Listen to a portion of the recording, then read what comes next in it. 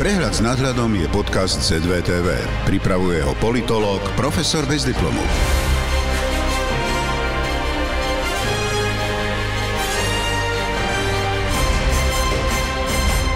Jaroslav Naď vyhlásil, že on normálnych ľudí nevidel demonštrovať. Iba opice, bitkárov, extrémistov a psychopatov. Vítajte v 185. vydaní podcastu ZVTV. Aha, čo napísal ruský novinár Kiril Strelníkov. Putin ponúkol Európe elegantné východisko z ukrajinskej slepej uličky. Nástup nemožného prezidenta do Bieleho domu priviedol euroatlantické elity do chvenia, no Trumpovo horúčkovité vydávanie nových dekrétov za každé písmeno abecedy na ne zapôsobilo ako čpavok či rachotenie pelargónie nad hlavou. Trumpova inaugurácia sa konala v deň otvorenia Svetového ekonomického fóra v Davose, ktoré bolo obľúbeným miestom pre duchovné stretnutia globalistov, ale na pozadí katastrofálneho kolapsu západných dlhopisov, čo sa tam ponáhľali absolútne všetci, ktorí mali čo stratiť. Porovnávať hodinky a navzájom si zmáčať vesty drahých oblekov od slz. Hlavné otázky sú: čo sa stane teraz? A čo by sme mali robiť na Ukrajine? A najpopulárnejšia odpoveď, ale bývalý juhokorejský prezident pozná odpoveď na túto otázku. Typický citát jedného z prominentných hostí znel: Trumpov nový prezidentský úrad by mohol zvýšiť nepredvídateľnosť 200-násobne. Tí, ktorí môžu najviac stratiť, sa rozhodli rozveseliť a udržať na uzde zmäkčenú mocnú skupinu. Šéfka Európskej komisie Ursula von der Leyenová v rozhovore s dezorientovanými hostiami fóra povedala, že EÚ bez ohľadu na pozíciu Spojených štátov bude naďalej podporovať Ukrajinu bez akýchkoľvek otázok. Minister obrany Boris Pistorius zase prislúbil Kyjevu ďalšiu podporu do poslednej stanice. Ukrajina sa môže spoľahnúť na Nemecko bez ohľadu na výsledok volieb. Do Bundestagu samozrejme. Takmer súčasne s tým sa miestny prezident Macron prihovoril francúzskym ozbrojeným silám, kde vyzval na mobilizáciu európskych síl z dôvodu nepredvídateľnosti novej americkej administratívy a priamo naznačil, že konflikt na Ukrajine sa neskončí ani zajtra, ani deň po zajtrajšku, to znamená, pokračujeme v boji aj bez Spojených štátov. Zaujímavosťou je, že táto pozícia sa na televíznych obrazovkách v mnohých európskych krajinách aktívne preháňa. Najmä jeden z nemeckých expertov naživo povedal: dobrou správou je, že mier v tomto regióne nepríde v prvý deň. Táto myšlienka bolestne pripomína dnes už historickú frázu Borisa Johnsona: poďme len bojovať, po ktorej Kyjev upustil od implementácie z istanbulských dohôd. Na základe skutočnosti, že ešte pred Trumpovou inauguráciou britský premiér Starmer a Zelenský vzdorovito podpísali 100-ročnú dohodu o priateľstve. Odtiaľ pochádzajú hlavné požiadavky na pokračovanie vojny. 100-ročná dohoda posilňuje neochvejnú podporu Británie za Ukrajinu a tiež potvrdzuje jednotu Európy tvárou v tvár ruskej agresii. Odtiaľ existujú iniciatívy na vytvorenie akýchsi nárazníkových zón na Ukrajine zavedením britských a francúzskych jednotiek, takže Trump upustil od problému z NATO.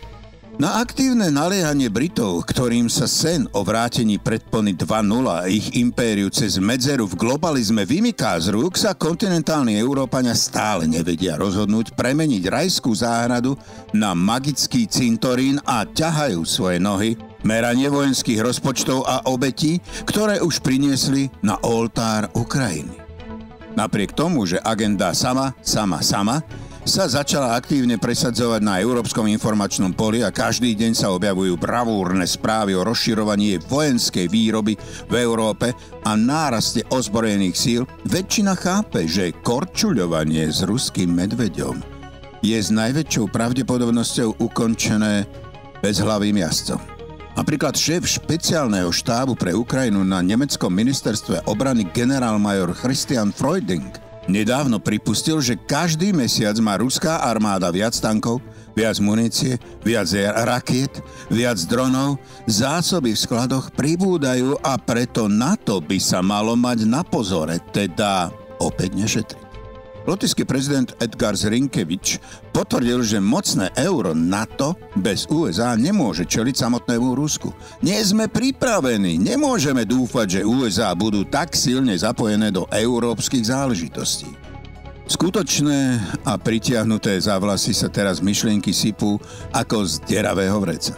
Nemecký think tank DGAP označil, že Európa nielenže nie je pripravená na vojnu, ale ani sa na ňu nepripravuje.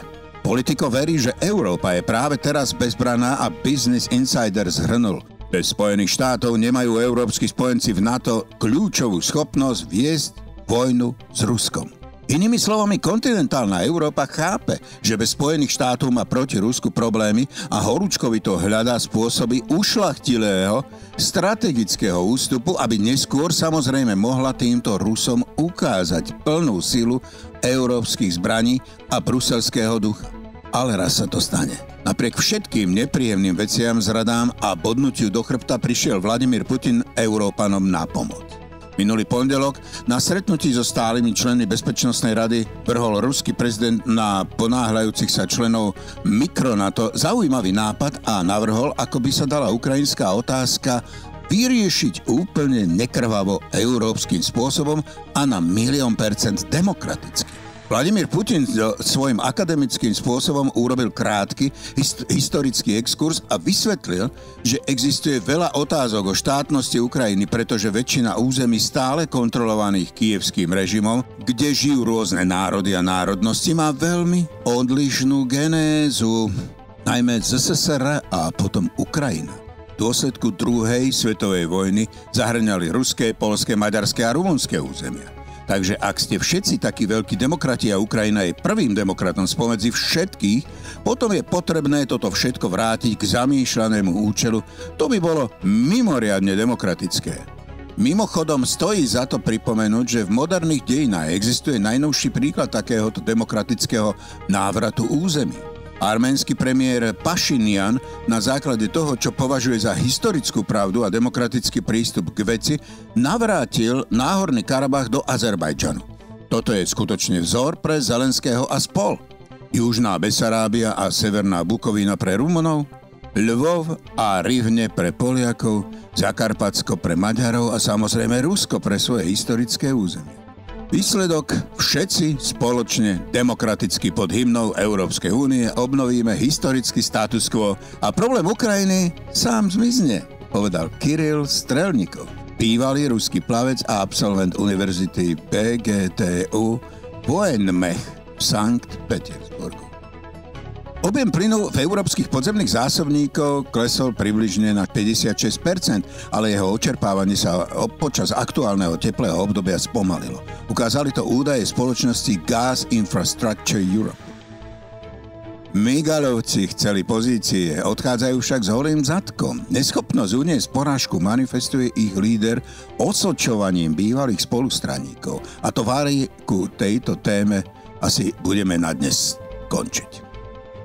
Občiansky aktivista Miroslav Heredoš z OZ Voľná zóna, člen mimoparlamentnej strany Republika, odhalil výročnú správu strany Demokrati za rok 2023. Tie čísla sú neuveriteľné, tvrdí Heredoš a od predsedu strany a exministra obrany Jaroslava Naďa vyžaduje vysvetlenie. Dostali sme sa k výročnej správe strany Demokrati za rok 2023, ktorá je na ministerstve vnútra Slovenskej republiky a tie čísla sú neuveriteľné. Mimoparlamentná strana minulé na kampaň do Národnej rady Slovenskej republiky v roku 2023 neuveriteľných vyše 2,13 miliónov eur.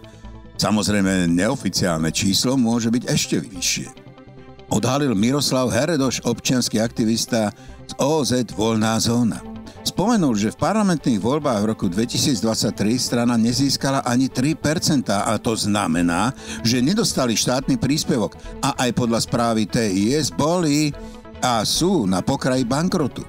Dlhy sú rádovo vo výške 100 000 eur, uviedol. Zamýšľa sa aj ďalej. Namiesto toho, aby tu v našich mestách strana Demokrati spoluorganizovala majdanice z vysunutých aktivistov, mala by vysvetľovať, kto ju financuje. Teda kto financoval Eduarda Hegera a Jaroslava Naďa a ako došli k takej závratnej sume, ktorú vrazili do kampane, píše Heredoš v najnovšom príspevku na sociálnej sieti.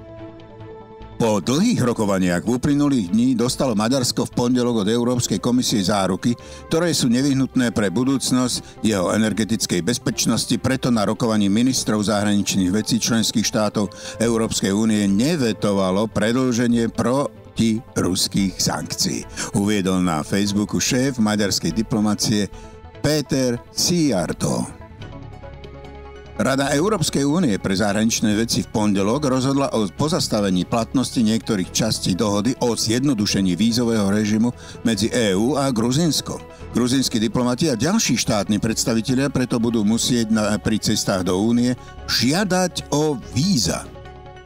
Premiér Robert Fico v pondelok predstavil návrh konceptu zmeny ústavy Slovenskej republiky. Zakotviť sa v nej má napríklad uznanie len pohlaví muž a žena, či zmena pohlavia len zo závažných dôvodov.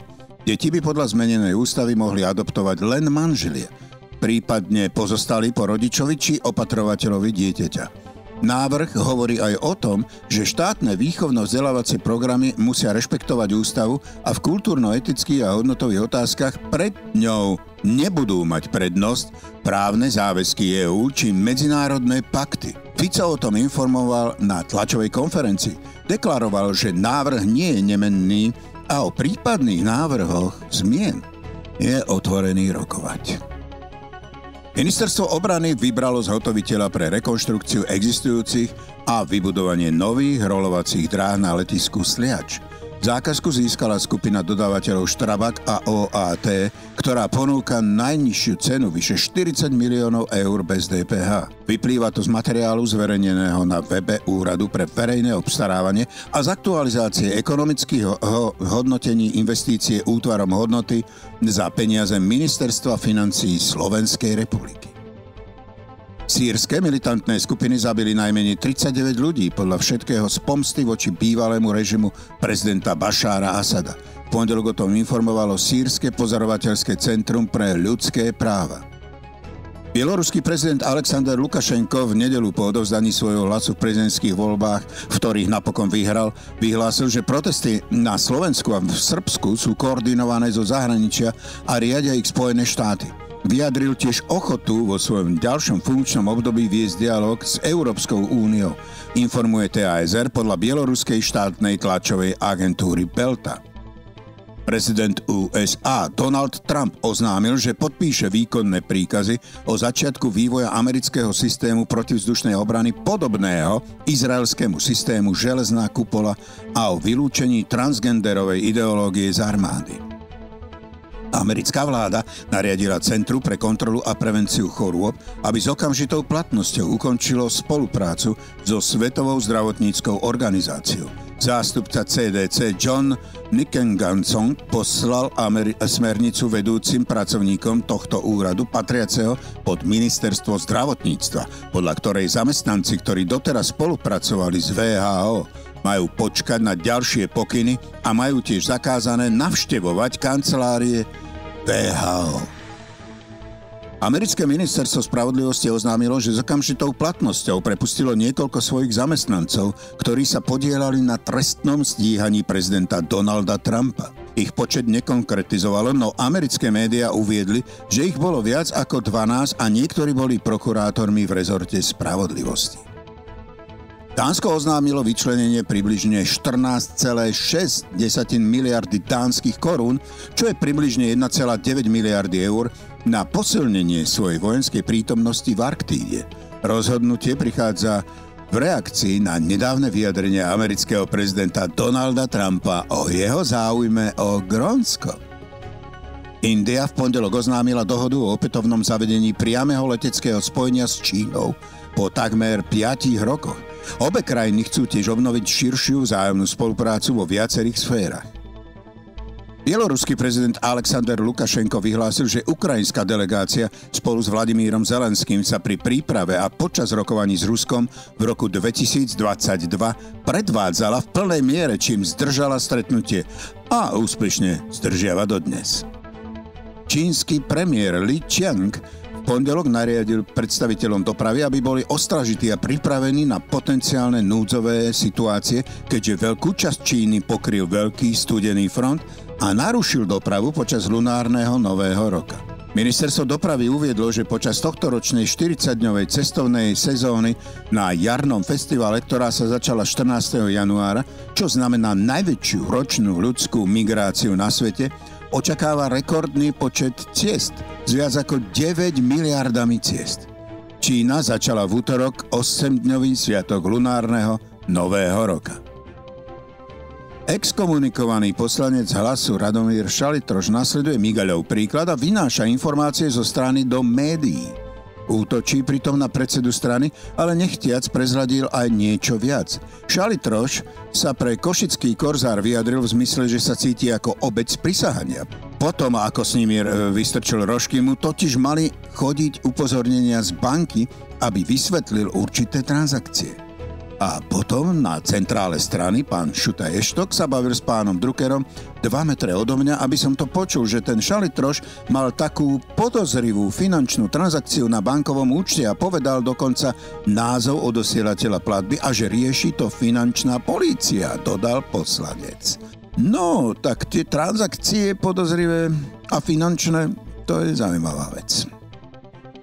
Ukrajinská vláda v útorok odvolala námestníka ministra obrany Dmitra Klimenkova, zodpovedného za nákup vojenského materiálu. Rozhodnutie odôvodnila jeho zlyhaniami v tejto oblasti.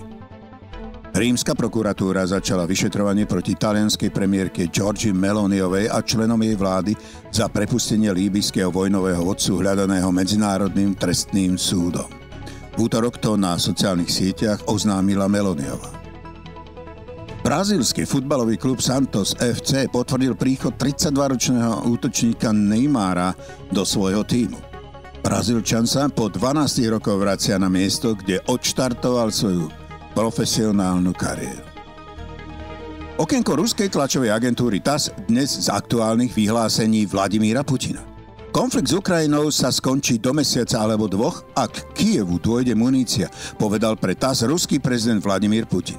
Rusko je pripravené splniť podmienky dohôd dosiahnutých s Ukrajinou na jar 2022 napriek prítomnosti námietok, uviedol v rozhovore Vladimír Putin. Ďalší Putin. Nepriateľským akciám sa dalo predísť, ak by Kyjev súhlasil so stiahnutím sa z území Donetskej a Luganskej ľudovej republiky už v roku 2022, povedal Vladimír Putin novinárovi Pavlovi Zarubinovi. Akýkoľvek potenciálne rozhovory s Ukrajinou, pokiaľ bude platiť zákaz Vladimíra Zelenského rokovať s Ruskom, budú nelegitímne, vyhlásil ruský prezident Vladimír Putin. Pri riešení situácie na Ukrajine by nemalo dôjsť ku žiadnym prešľapom, žiadnej hrubosti, všetko by malo byť vybrúsené do dokonalosti, povedal prezident Ruskej federácie Vladimír Putin. To už boli posledné informácie dnešného vydania podcastu ZVTV. A Michal aj Dušan sa už tešia do počutia opäť v sobotu.